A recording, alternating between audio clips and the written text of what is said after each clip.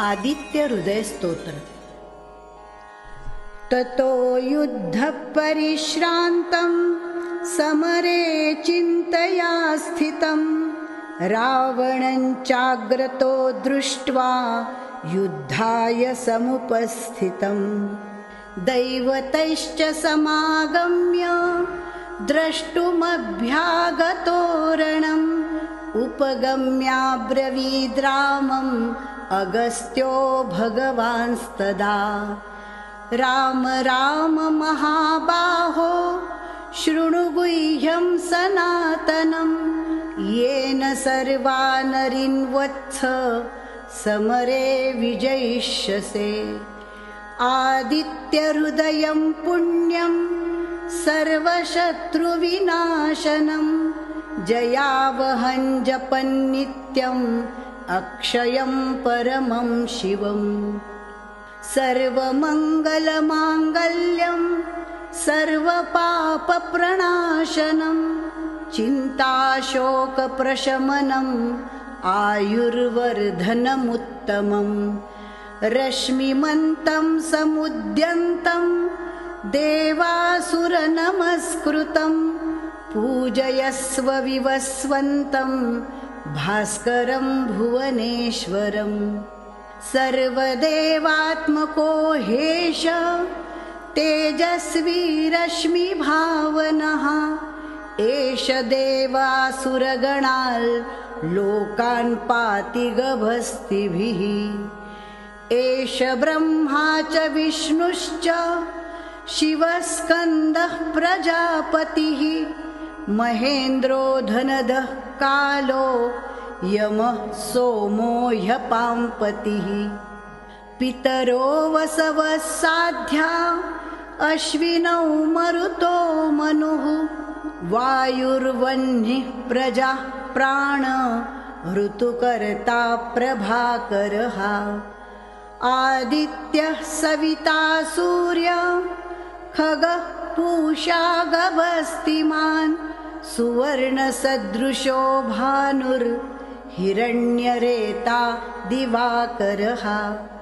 हरिदश्वसहस्रार्चिः सप्तसप्तिर्मरीचिमान् तिमिरोन्मथनः शम्भुस्त्वष्टा मार्तण्डकोऽंशुमान् हिरण्यगर्भः शिशिरस्तपनो हस्करो रविः अग्निगर्भोदितेः पुत्रः शङ्गः शिशिरनाशनः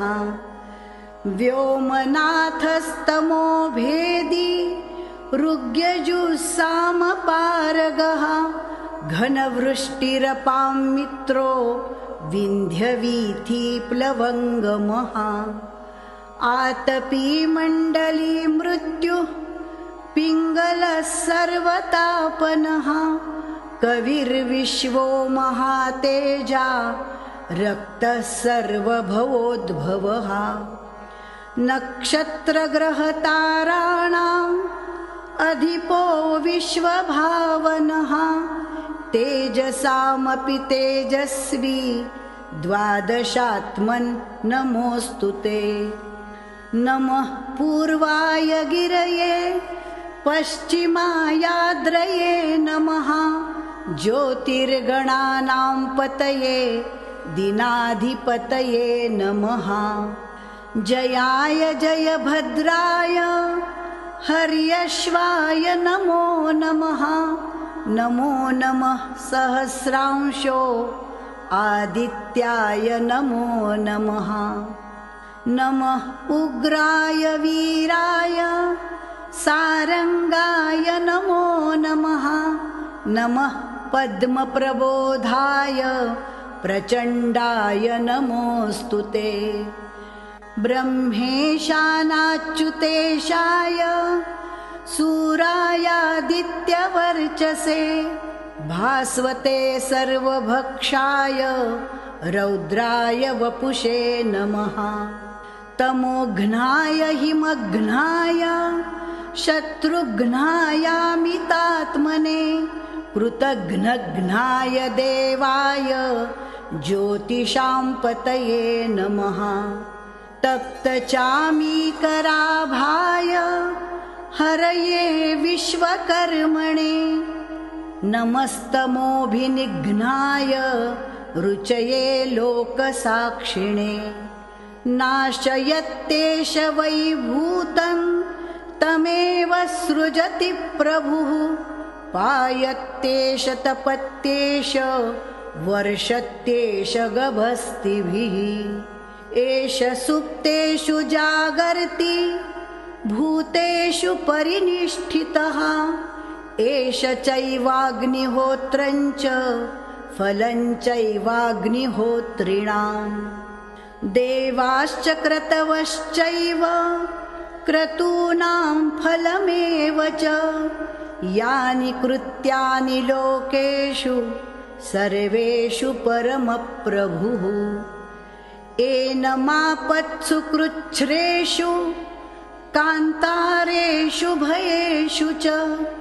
कीर्तयन् पुरुषः कश्चिन् नावसीदति राघव पूजयस्वैनमेकाग्रो देवदेवं जगत्पतिम् एतत्त्रिगुणितं जप्त्वा युद्धेषु विजयिष्यति अस्मिन् क्षणे महाबाहो रावणं त्वं जहिष्यसि एवमुक्त्या ततोऽगस्त्यो जगाम स यथागतम्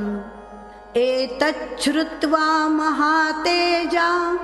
नष्टशोको भवत्तदा धारयामास सुप्रीतो राघवः प्रयतात्मवान् आदित्यं प्रेक्ष्य जप्त्वेदं परं हर्षमवाप्तवान् त्रिराचम्य शुचिर्भूत्वा धनुरादाय वीर्यवान् रावणं प्रेक्ष्य हृष्टात्मा जयार्थं समुपागमत् सर्वयत्नेन महता वृतस्तस्य वधेऽभवत्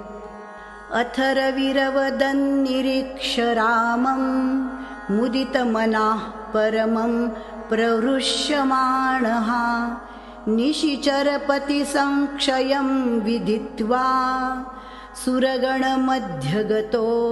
वचस्त्वरेति।